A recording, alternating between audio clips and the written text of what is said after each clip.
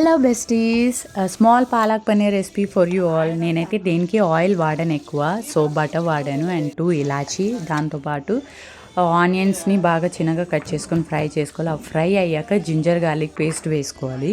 ఆ స్మెల్ అంతా పోయాక దానికి 1 ఫుల్ సైజ్ టొమాటోని కట్ చేసుకుని వేసుకోవాలి. అది ఫుల్గా మగ్గాక తర్వాత పక్కన పెట్టుకుని మిల్కీ మిస్ పన్నీరే వాడతాను నేను. పిల్లల కోసం స్మాల్ క్యూబ్స్ చేసుకున్నా. అవి గీతో బాగా ఫ్రై చేసుకుని పక్కన పెట్టుకోవాలి. తర్వాత పాలక్ అండ్ 3 to 4 గ్రీన్ చిల్లీస్ని బాగా మగ్గనివ్వాలి, ఒక 3 to 4 minutes.